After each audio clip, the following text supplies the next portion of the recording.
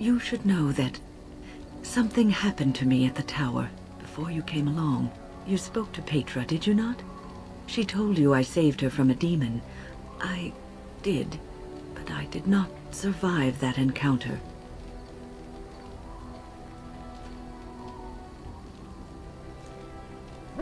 Let me explain fully.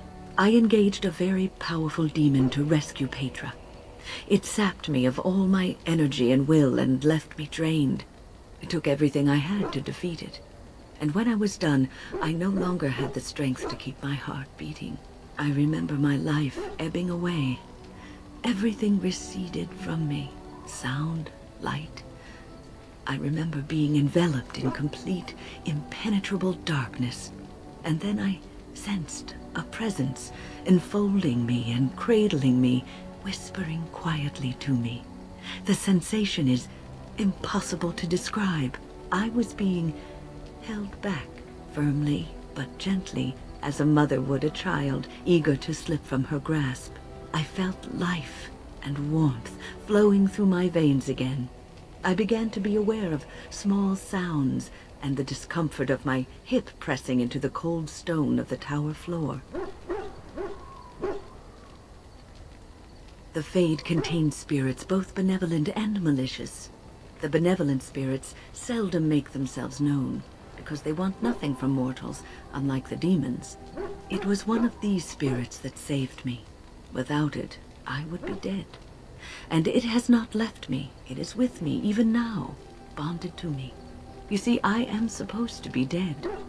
It is the spirit that is keeping me in this world. And this is not the way of things. Perhaps the spirit did not expect this, but it is weakening gradually. I am living on borrowed time. Yes, that we will.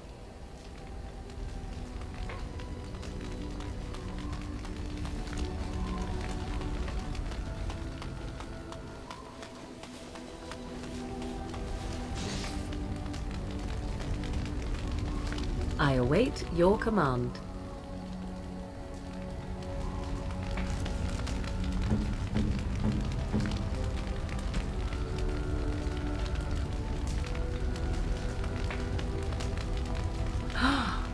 Mother's real grimoire, is it? I am glad you were able to find it after all. My thanks for retrieving it. I shall begin studying it immediately and unlock the power that it holds. It is a curious thing. I do not know how else to describe it. No, nothing is wrong. It is a little embarrassing to admit, in fact. I am reminded of our first meeting in the wilds. I had been in animal form for some time, watching your progress. I was intrigued to see such a formidable woman, obviously more potent than the men she traveled with. Yet I resented it when Flemeth assigned me to travel with you. I assumed that, at best, you would drive me from your company as soon as we left the wilds.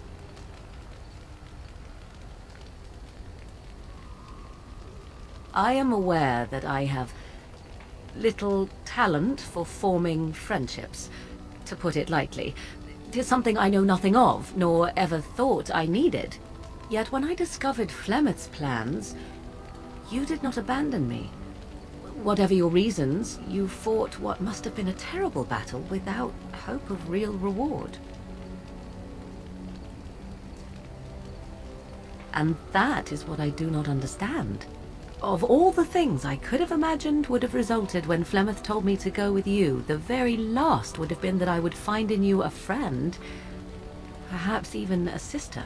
I want you to know that while I may not always prove worthy of your friendship, I will always value it. But enough of such idle talk. There are more useful things to be done, surely.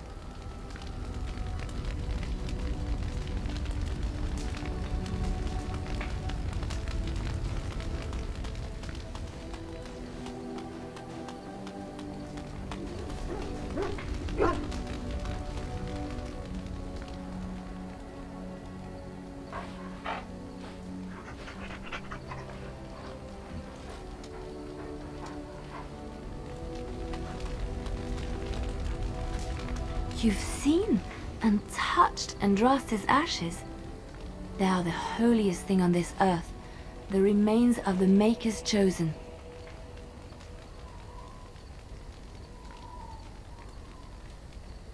I know, it seems almost irreverent to use her as a curative, and it is also a tiny bit morbid. I do not know if I am worthy to look upon her.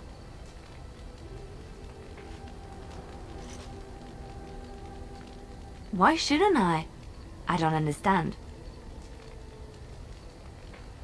Then let us move on.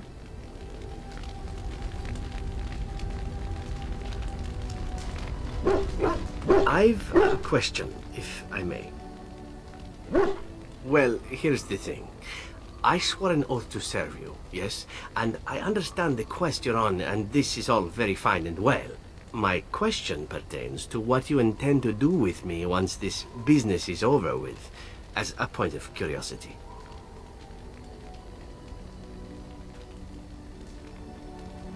Could I? And what if I didn't wish to leave? How should I know? I cannot see the future. What if I liked it here? What if we became fond of each other? Stranger things have happened. See? I have a tendency to grow on others. You'll see. It is good to know what my options might be, but that is for another time. For now, we have much to do, yes? What do you need?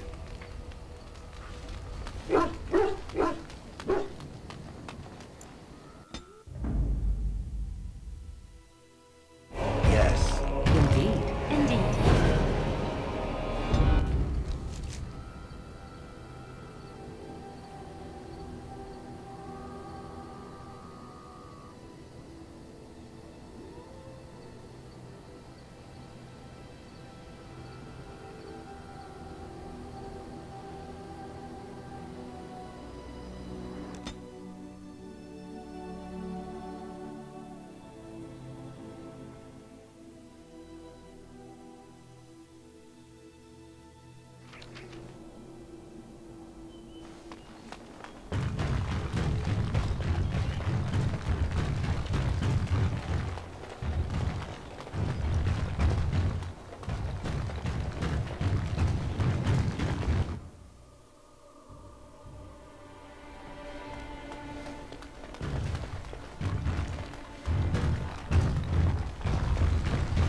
You return.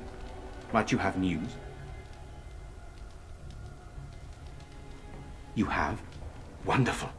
Let us go at once to Eamon's side and see if the urn's healing powers live up to their reputation.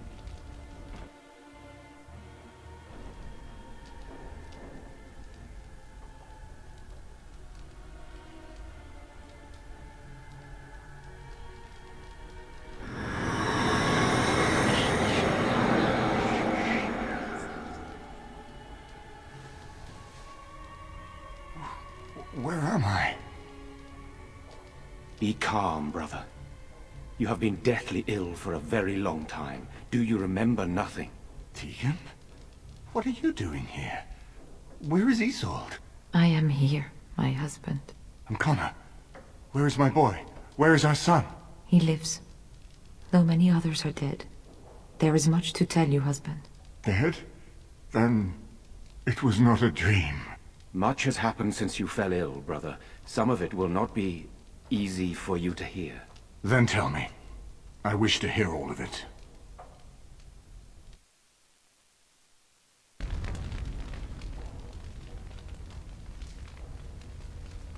This is most troubling.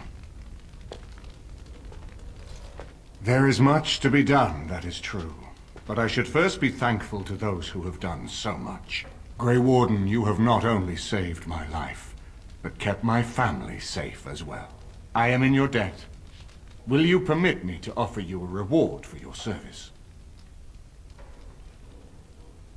I understand, but regardless of your motivations, I feel you are worthy of a reward. I would like to honor your efforts, nothing more. Then allow me to declare you and those traveling with you champions of Redcliffe. You will always be a welcome guest within these halls. And for you, Warden, a shield of the same make as those that have been given to our finest knights. Indeed. We have no way of knowing what Loghain will do once he learns of your recovery. Loghain instigates a civil war even though the Darkspawn are on our very doorstep. Long I have known him. He is a sensible man, one who never desired power. I was there when he announced he was taking control of the throne, Eamon. He is mad with ambition, I tell you. Mad indeed. Mad enough to kill Cailan, to attempt to kill myself and destroy my lands. Whatever happened to him, Loghain must be stopped. What's more, we can scarce afford to fight this war to its bitter end.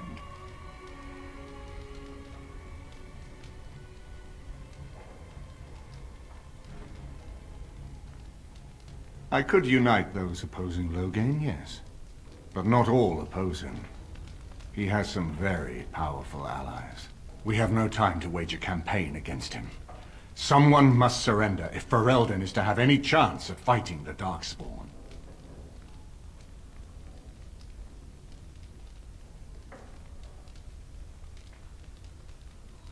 I will spread word of Loghain's treachery, both here and against the king. But it will be but a claim made without proof. Those claims will give Loghain's allies pause, but we must combine it with a challenge Loghain cannot ignore.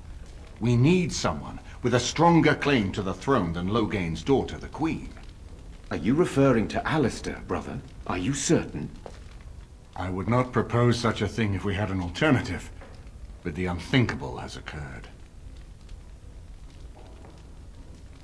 Tegan and I have a claim through marriage, but we would seem opportunists, no better than Loghain. Alistair's claim is by blood. And what about me? Does anyone care what I want? You have a responsibility, Alistair. Without you, Loghain wins. I would have to support him for the sake of Ferelden. Is that what you want? But I... No, my lord. I see only one way to proceed. I will call for a landsmeet, a gathering of all of Ferelden's nobility in the city of Denerim. There, Ferelden can decide who shall rule, one way or another. Then the business of fighting our true foe can begin. What say you to that, my friend? I do not wish to proceed without your blessing. None of this would be possible without you. You led Alistair here. You saved my life with the urn of sacred ashes. It's your lead I follow. I am a credible enough figure in this nation to call the landsmeet, but I hold no illusions that I could face Loghain without you. Surely you see that. That depends. If we cannot get a consensus in the landsmeet for Alistair, we cannot afford to oppose Loghain either. Does that mean Loghain could win? A man who killed his own king, who has gone mad with power? Perhaps. We must see that he does not.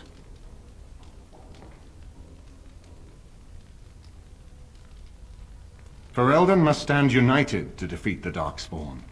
A fractured nation will not defeat the Blight, even given my army and those gathered with your treaties.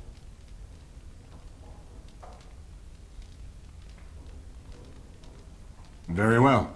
I will send out the word. But before we proceed, I believe there is the matter of the mage, my son's tutor. He still lives, I understand. He does. He is in the dungeon, brother.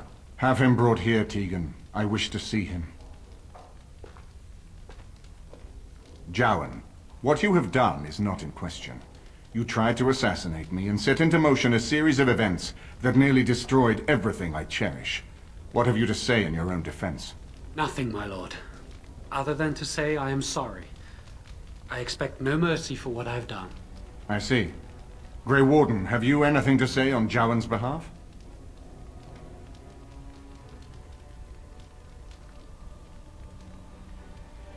Oh? That is unexpected. And what would you have me do? As the injured party, my ability to see the merciful path is strained. True enough, and wisely said. Jowan, I hereby turn you over to the Tower of the Circle of Magi. May the Maker have mercy on your soul. Thank you, my lord. And goodbye. I friend. Now, back to the matter of the Landsmeet. It will take some time to recall my forces and organize our allies. I would prefer to wait until that is done before calling the Landsmeet. In the meantime, I suggest you pursue the remainder of the Grey Warden treaties. We will need all the allies we can get if we are to defeat the Darkspawn Horde. My husband lives thanks to you. I am grateful. You have restored Eamon. I am most grateful. It's up to him what happens next. If anyone can force an end to the Civil War, he can.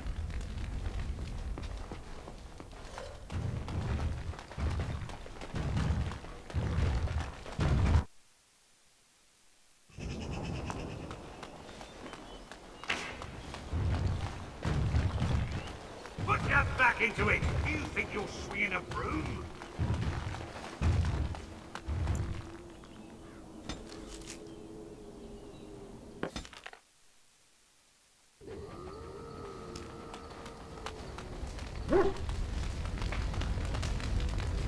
I'm here for you.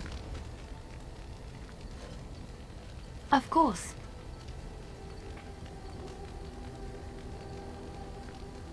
Wait, you want to talk about us? Is there something bothering you? Really? You think so? You're so sweet. I'm here for you. Of course.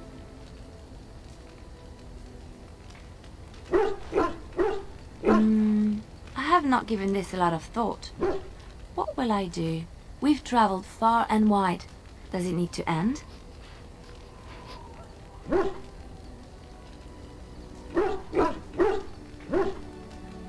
There's so much out there. Adventures to be had and stories to be told. I want to be part of it all. I might need some company. And you're not too irritating. You're welcome to come along if you like. It is settled then. You and I wandering the world, seeking our fortunes. I can't wait. I'm here for you. Of course. Of course I do. I love stories far too much to keep them to myself. Everyone should be able to benefit from them, I think.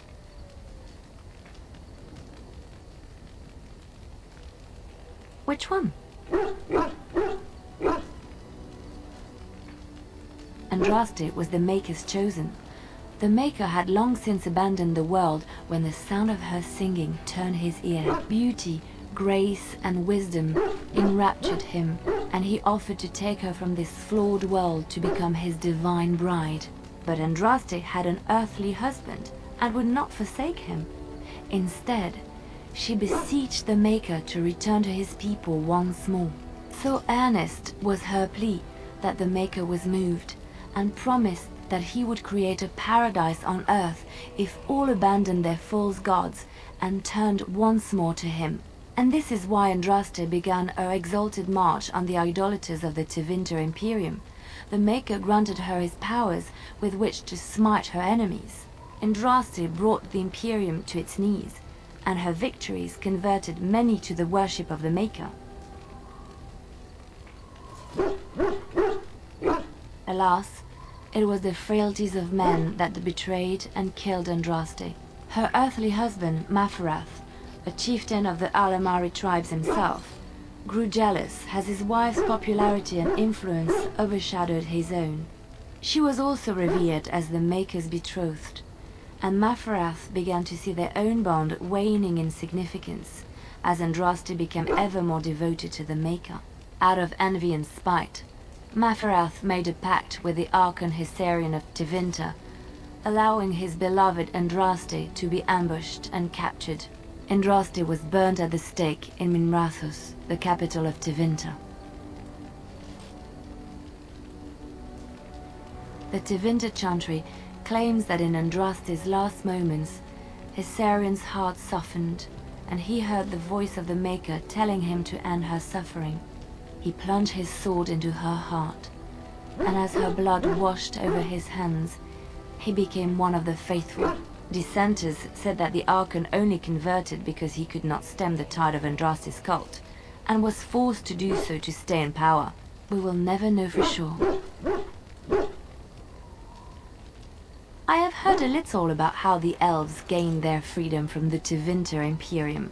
When Andraste began her exalted march against the Imperium, the elves joined her cause to fight their masters. The great elven leader, Shatan, born in captivity, rose up to lead his people. He foresaw a future where the elves were free. Shatan was killed when Andraste was betrayed, but the elves continued to fight, eventually breaking free of the Imperium. The elves claimed the Dales in the south and settled there in the land of their own. The elves lived in the Dales for centuries. They resurrected the worship of the elven gods and would allow the building of no chantry. This angered the chantry, and the hostility between the two factions finally broke out in open war.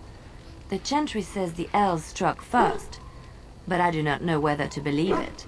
The chantry declared a wholly exalted march against the elves, named for Andraste's similar march against Tevinter. During the exalted march of the Dales, the elven cities were sacked, and the elven state completely dissolved. Some of the elves bitterly accepted their fates and surrendered to human rule, living in the human cities as second-class citizens. But others, still fiercely proud of their heritage, refused to bow to the humans, and instead became homeless wanderers. They were the elves of the Dales, the Dalish.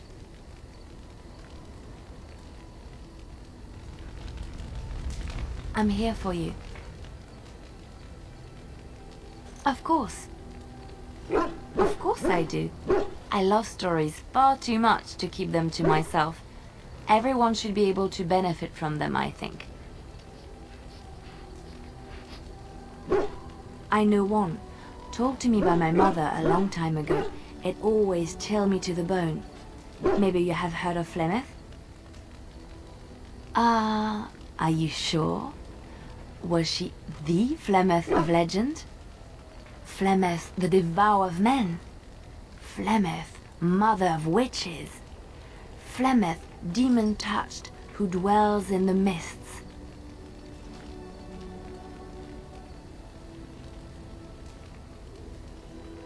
Ferelden mothers scare their daughters with talk of Flemeth.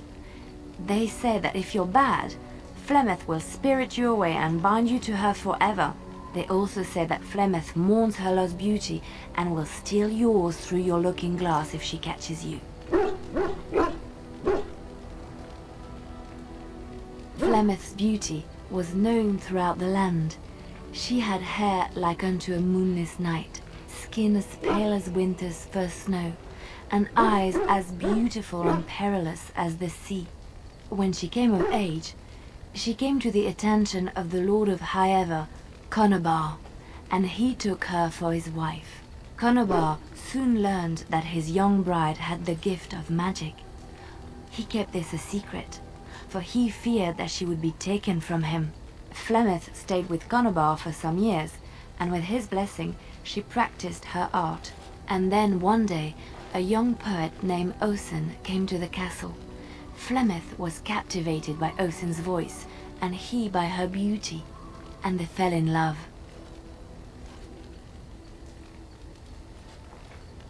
Flemeth longed to be with her true love, and she and Osen fled from Conobar's lands, seeking refuge in the Kokari wilds with the Chasing tribes. They lived there happily for many a year, till the day Flemeth received news that Conobar was dying and longed to see her face one last time. Flemeth's heart swelled with pity for the man who once was her husband, and begged Osen to return to Conobar's side with her. But when Flemeth and Osen entered Highever, they were captured by Conobar's men, and Osen was slain in front of Flemeth's eyes. Flemeth was imprisoned in the highest tower of the castle, there to await Conobar's judgment on her. Distraught at the loss of her love, Flemeth plotted revenge against her husband. She summoned a fey demon, intending for it to wreak vengeance on Conobar. But a spell went awry. The demon possessed Flemeth. turning her into an abomination. The halls of the castle run red with blood as Flemeth slaughtered Conobar and all his men. The last of Flemeth's humanity melted away, and at dawn she stole back to the wilds to plot and scheme for 100 years. They say she took to her side many chastened men, and with their help begat her daughter witches, who even now prowl the dark places of the Kokari wilds.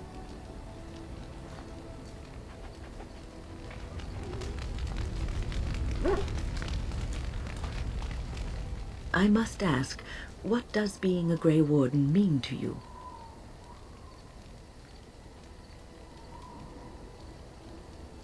I just wanted to know what you thought being a Grey Warden was about. Ultimately, being a Grey Warden is about serving others, about serving all people, whether elves or dwarves or men.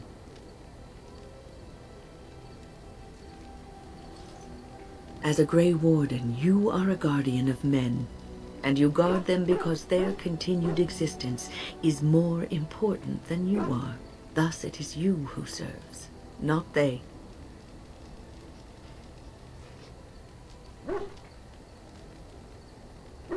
A good king, a true king who cares for his land, uses his power to rule firmly but fairly. He serves his people first and foremost. The king who does not do this, who believes that he is entitled to his power, who abuses it and uses it for his own means, is a tyrant.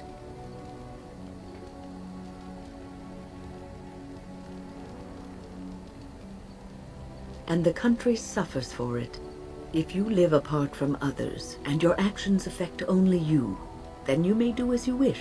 But if you have power, influence, and strength, your every action will be as a drop of water in a clear, still pond. The drop causes ripples, and ripples spread. Think of how far they will go, how wide they will become, how will they affect the pond. But I've lectured enough for today. I should stop before I wear out my welcome. You're quite taken with each other, aren't you? I've seen the way she looks at you, the familiarity with which you speak, how she always finds a way to place herself next to you. I've noticed your blossoming relationship, and I wanted to ask you where you thought it was going. Leliana is a remarkable girl, sincere and guileless, and she has opened her heart to you. I would not like to see her hurt. Not intentionally, no. But there is great potential for tragedy here, for one or both of you. You are a Grey Warden. You have responsibilities which supersede your personal desires. Love is ultimately selfish. It demands that one be devoted to a single person who may fully occupy one's mind and heart to the exclusion of all else. A Grey Warden cannot afford to be selfish. You may be forced to make a choice between saving your love and saving everyone else. And then what would you do?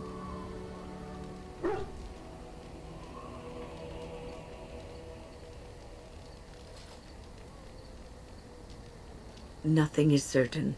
Not in these times. You cannot take anything for granted. I want you to be aware of this.